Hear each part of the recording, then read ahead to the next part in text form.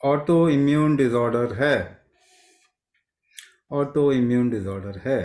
हाँ, auto immune disorder कैसे ठीक होगा? क्या ठीक होता है? मेडिसिन से ऑटो इम्यून डिसऑर्डर ठीक नहीं होता है। तो first you need to get it very clear. ठीक से समझिए, ऑटो इम्यून डिसऑर्डर मेडिसिन से ठीक नहीं होता। हुआ क्यों? वो मेडिसिन से हुआ तो मेडिसिन से ठीक नहीं होने वाला है। नाउ वो ऑटो इम्यून डिसऑर्डर होता क्या है? What is auto immune disorder? तो आप देखेंगे, ये गूगल करके भी आपको मिलेगा। Your body is damaging itself. आपका शरीर आपको ही नुकसान कर रहा है, ऐसा लिखा मिलेगा।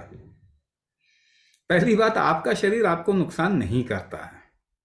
अगर आपका शरीर अंदर कुछ, इसे कहते हैं इम्यून रिस्पॉन्स की वजह से कुछ नुकसान जैसा लग रहा है, ये इसलिए है क्योंकि अंदर रिस्क है। आप रिस्क डालोगे शरीर में तो शरीर उस रिस्क को निकालने के लिए अपना इम्यून सिस्टम को हाइपर एक्टिव करता है। ऐसा मान के चलिए, आपने शरीर में खूब सारे दुश्मन डाल दिए, तो उसको हैंडल करने के लिए आपका इम्यून सिस्टम एक्टिव रहेगा हमेशा। इसको ऑटो इम्यून डिसऑर्डर कहते हैं। तो पहली चीज, सबसे पहली चीज क्या करना है? ठीक है ना? सबसे पहली चीज क्या करना है? आपको उस रिस्क का टॉलरेंस क्रिएट करना है। सबसे पहला काम यही करना। जो आपके शरीर के अंदर रिस्क है, उसका टॉलरेंस, झेलने की क्षमता क्रिएट करनी। ये रिस्क किस तरीके से आता है? आपका शरीर मेडिसिन के लिए डिजाइन नहीं हुआ, केमिकल्स के लिए। तो आप जब भी मेडिसिन डालते हैं वो रिस्क आता है। आपका शरीर अपने नेचुरल फूड को, भोजन को पहचानता है। तो जब भी आप genetically modified food, hybrid, inorganic, processed food लेते हैं, तो वो रिस्क है। वो फूड नहीं समझता आपका शरीर, रिस्क समझता है। तो ये रिस्क से अब आप हटा तो सकते नहीं, एनवायरमेंट का भी रिस्क है। अगर एनवायरमेंट पहले जैसा नहीं है, नेचुरल नहीं है, तो भी आपका शरीर रिस्क में रहेगा। अभी इसको आप हटा तो सकते नहीं, है ना? फूड को कितना चेंज कर देंगे? या फिर आपने बचपन से जो मेडिसिन लिया है टाइम टाइम पे, वो रिस्क तो आ गया, तो उसको कैसे हटाएंगे? अभी एनवायरमेंटल रिस्क आप हटा नहीं सकते, तो क्या कर सकते हैं? ये झेलने की क्षमता बढ़ा दीजिए। ऐसे मान के चलिए, सेम कंडीशन में 10 लोगों को रखिए, 2 लोगों को बहुत प्रॉब्लम आएगा, 2 लोगों को बिल्कुल भी नहीं आएगा। 200 का ब्लड प्रेशर किसी को पता भी नहीं चलता और किसी को चक्कर आने लग जाते हैं। तो ये प्रॉब्लम कहां पे है? आपकी झेलने की क्षमता कम है, आपका टॉलरेंस कम है। ये तो लाना ही पड़ेगा आपको। इसके अलावा तो ऑटोइम्यून डिसऑर्डर इसके बगैर तो ठीक नहीं होगा। तो टॉलरेंस क्या होता है, इसको थोड़ा समझने की कोशिश करें। टॉलरेंस क्या होता है? टॉलरेट कैसे कहते हैं, झेलते कैसे हैं किसी चीज को? तो आप 10 किलो की का वेट कोई उठाओ, आटे का बोरी उठाओ 10 किलो का, कैसे झेलेंगे उसको? आपको शायद ये एहसास भी नहीं होगा, मगर अंदर अगर अपने ऑब्जर्व करेंगे ना, आप सांस रोक के कोई भी वेट उठाते हैं, बिना सांस रोके कोई भी वेट नहीं उठा सकते। तो सांस रोक के जो वेट उठाया आपने, उसको आपकी सांस रोकने की क्षमता के ऊपर आपका टॉलरेंस होगा। अगर ज्यादा रोक सकते हैं तो ज्यादा उठा पाएंगे, कम रोक सकते हैं तो कम वेट उठा पाएंगे। तो 10 किलो का उठाया, अब 20 किलो पे बढ़ाना, तो आपको सांस रोकने की जो आपकी क्षमता, उसको बढ़ाना पड़ेगा, उस पर प्रैक्टिस करना पड़ेगा, उस पर काम करना पड़ेगा, कुंभक करना पड़ेगा। कुंभक करेंगे तो टॉलरेंस बढ़ जाएगा, तो सेम सिचुएशन आपको तकलीफ नहीं देगी। पहली बात, आपके जीवन का रिस्क कम हो जाएगा। आगे चल के कई लोगों मल्टीपल इश्यूज में हैं, और आपको मालूम है हार्ट अटैक बढ़ रहे हैं दुनिया में। अभी एक डेटा मैं पढ़ रहा था, गुजरात में पिछले 6 महीने में ऑलमोस्ट लाइक 1500 के आसपास में लोग, बिना बीमारी वाले लोग हार्ट अटैक में आ गए। बिना बीमारी वाले बता रहा हूं, जिनको कोई प्रॉब्लम नहीं थी। तो बीमारी वालों की तो अभी गिनती, नंबर 1 कॉज ऑफ डेथ है हार्ट अटैक। तो क्यों? क्योंकि आपकी झेलने की क्षमता कम होती ही जा रही है सिचुएशन को, जिसको आप स्ट्रेस बोलते हैं।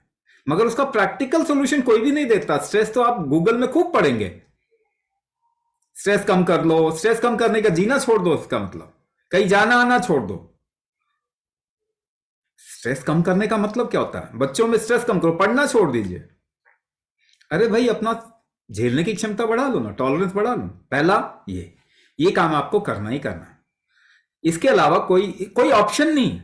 ज्यादा एक्सरसाइज करने वालों को हार्ट अटैक आ रहा है, तो कोई इसका ऑप्शन ही नहीं है। बैठे बैठे आप कुंभक कीजिए, टॉलरेंस बढ़ा लीजिए। पहली बात तो ये। अच्छा, कुंभक से टॉलरेंस बढ़ेगा, मगर इसके कारण क्या होगा कि मेटाबॉलिक रिस्पांस और इम्यून रिस्पांस, दो चीजें होती हैं आपके शरीर में। जब आप खतरे में होते हैं तो आपके शरीर में मेटाबॉलिज्म लो होता है। तो सारे इंसान का शरीर खतरे में आ रहा है, इस वजह से मेटाबॉलिक डिजीज बढ़ रहे हैं। डायबिटीज बढ़ रहा है ना, थायराइड बढ़ रहा है, हार्ट डिजीज, ब्लड प्रेशर बढ़ रहा है, कैंसर बढ़ रहा है, कोई भी ऑटोइम्यून डिसऑर्डर बढ़ रहा है, कहीं ना कहीं मेटाबॉलिक वीकनेस से जुड़े हुए हैं। तो कुंभक करेंगे तो आपका मेटाबॉलिक वीकनेस भी खत्म होगा, मेटाबॉलिज्म स्ट्रांग होगा। मेटाबॉलिज्म जब भी स्ट्रांग होगा तो आपका इम्यून सिस्टम बैलेंस में आ जाए। जो उठा हुआ है ना, हाइपर एक्टिव है, वो बैलेंस में आएगा। ये दोनों ना उल्टा काम करते हैं।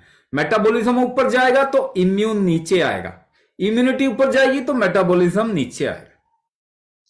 सबके शरीर में खतरा है, इसलिए मेटाबॉलिज्म नीचे आ गया। खतरे को कम कर दीजिए, मेटाबॉलिज्म ऊपर आएगा तो इम्यूनिटी बराबर आ जाएगी इसको जहां पे होना है। आपका ऑटो इम्यून डिसऑर्डर खत्म। ऑटो इम्यून डिसऑर्डर ऐसे खत्म होगा, स्टीरॉयड खा के तो आप किसी तरीके से थोड़े टाइम सरवाइव करने की कोशिश कर रहे हो, उसके बाद स्टीरॉयड ही आपको खत्म कर देगा, क्योंकि स्टीरॉयड इम्यूनिटी को खत्म कर देता है। जो हाइपर एक्टिव इम्यूनिटी है ना, अभी ऑप्शन क्या है? स्टीरॉयड दे देते, इम्यूनिटी कम हो जाती है। मगर इम्यूनिटी, खतरा बहुत है और इम्यूनिटी कम कर दो। दुश्मन आ रहा है, अपनी सेना को सुला दो। ऐसा काम गलती से भी नहीं करना चाहिए, मगर वो कर रहे हैं हम। वो हम कर रहे हैं क्योंकि ऑप्शन नहीं है, हमें मालूम ही नहीं कि कैसे ठीक होगा। ठीक होने का तरीका आपको बता रहा हूं। आपका मेटाबॉलिज्म स्ट्रांग होगा तो ऑटो इम्यून डिसऑर्डर ठीक हो जाएगा, है ना। दूसरा पक्ष ये है, यहां भी कुंभक, मेटाबॉलिज्म को कैसे इंप्रूव करेंगे? कुंभक करना ही पड़ेगा, कोई ऑप्शन नहीं। ठीक है। अच्छा, इसको और भी तरीके से बता सकते हैं, मैं इसको सैकड़ों तरीके से आपको समझा सकता हूं, मगर एक बात फिर भी याद रखिए, समझा तो रहा ही हूं मैं अलग अलग तरीके से। एक बात फिर भी याद रखिए, कितना भी समझ लें, कितना भी ज्ञानी हो जाएं, आप ठीक नहीं होंगे। हाँ, थोड़ा शरीर का रिकवरी का स्ट्रेंथ बढ़ाएंगे, मेटाबॉलिज्म बढ़ाएंगे तो आप ठीक हो जाएंगे। थोड़ा काम करेंगे शरीर पे तो ठीक हो जाएंगे, ऐसे नहीं होंगे। अच्छा, इसमें दो चीजें, एक और तरीका बता देता हूं।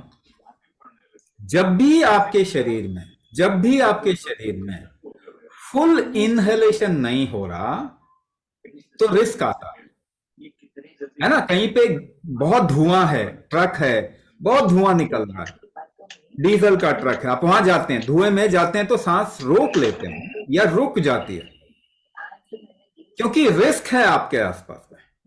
अब मुझे बताइए, एनवायरनमेंट को पिछले 50 सालों में तो हमने बिल्कुल बदल दिया, तो क्या आपका शरीर पूरे तरीके से रिस्क फ्री इनहेलेशन कर पा रहा है? नहीं कर पा रहा। आप चाहे घर में बैठे हुए हैं तब भी नहीं कर रहा आपका शरीर। इम्यूनिटी को या इम्यून बैलेंस को आप इनहेलेशन और एक्सहेलेशन के बैलेंस से समझ सकते हैं। आपका एक्सहेलेशन जो होना चाहिए वो इनहेलेशन का डबल होना चाहिए आफ्टर फुल इनहेलेशन। पहली बात बता दिया, इनहेलेशन पूरा होना चाहिए, जो कि नहीं हो रहा, लेकिन एक्सहेलेशन उसका डबल होना चाहिए। ये तभी हो पाएगा जब आपके ऑर्गन स्ट्रांग होंगे, जब आपका लिवर ठीक होगा, किडनी ठीक होगा, हार्ट ठीक होगा, लंग्स ठीक होंगे, नर्वस सिस्टम ठीक होगा, तब जाके ये आप कर पाएंगे, वरना नहीं कर पाएंगे। कोई भी करके देखिए, आपको मुश्किल होगी। तो कुंभक अगर एक फॉर्मूले से करा जाए, ये पता लगा के कि आपके बॉडी में प्रॉब्लम कहां पे है, तो डायग्नोसिस का इंपॉर्टेंस समझिए। ये जो प्राण शक्ति डायग्नोसिस है, इससे हम पता लगाते हैं कि अगर आप बिल्कुल मल्टीपल इश्यूज में भी आ गए तो शुरुआत कहां से हुई, कारण क्या था, और फिर आपको फॉर्मूला दिया जाता है। तो वो फॉर्मूले से और आपका पूरा का पूरा मॉड्यूल सिखा के उसको कस्टमाइज कर दिया जाता है।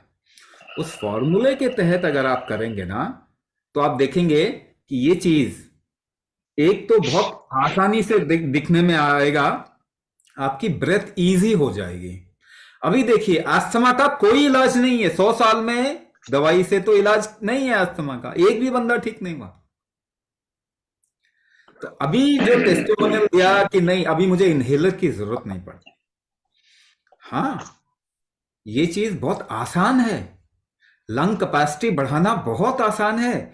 और आपको मालूम है अभी एक नई बीमारी चाइना ने छोड़ दी है, मालूम है? अभी वो कुछ दिनों में देखेंगे इंडिया में भी फैलना शुरू हो जाएगा, है ना? वो किसको असर करेगा, आपके कहां पे असर करेगा? वो आपको असर करेगा लंग्स में, लंग्स में असर करेगा। और मुझे बताइए, लंग्स को स्ट्रांग करने का कोई तरीका है? दवाई से लंग्स स्ट्रांग नहीं होते। थोड़ा अगर आप बलगम निकाल दें तो सपोर्ट जैसा मिल जाता है, मगर लंग्स स्ट्रांग कुंभक से ही होते हैं। तो जो भी कुंभक करेंगे उनको ये बीमारी, यही चीज हमने कोरोना में भी डेमोन्स्ट्रेट किया कि जो भी कुंभक करेगा उसको कोरोना नहीं होगा, अगर हो भी गया तो बहुत जल्दी निकल जाएंगे बिना मेडिसिन के, है ना? तो वॉकिंग निमोनिया अभी चल चल के आ रहा है हमारे पास में, इसको क्या कह रहे हैं, चाइनीज लंग डिसऑर्डर, जो उन्होंने पता नहीं कैसे क्रिएट कर दिया, वॉकिंग निमोनिया। वो चल चल के नहीं, अभी तो दौड़ दौड़ के आएगा। अपने शरीर को स्ट्रांग कीजिए, लंग्स को स्ट्रांग कीजिए। इम्यूनिटी आपकी कुछ खाने से नहीं बढ़ती है। खाने से 50 साल में आप वीक हो गए, कमजोर हो गए, या सुपरमैन सुपर वुमेन बन गए। 50 साल भोजन किया कि कई लोगों ने यहाँ पे 40 साल भोजन किया, तो आप स्ट्रांग हो गए, सुपरमैन सुपर वुमेन हो गए, या कमजोर होते गए? कमजोर ही होते गए ना। 60 साल 70 साल में और कमजोर हो जाओगे।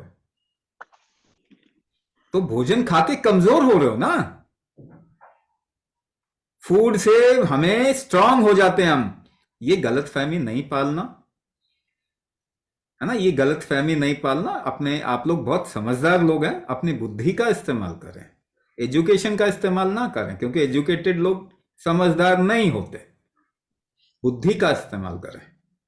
इतने सालों तक भोजन किया, कमजोर हो गए, तो अभी और कुछ खा के स्ट्रांग हो जाएंगे क्या? Yes, it is good to correct your food, but correction of your food will not make you strong. आपने जो शक्ति खोई है वो वापस आपको नहीं मिलेगी फूड से, वो अपने शरीर पे काम करने से मिलेगी, कुंभक करने से मिलेगी।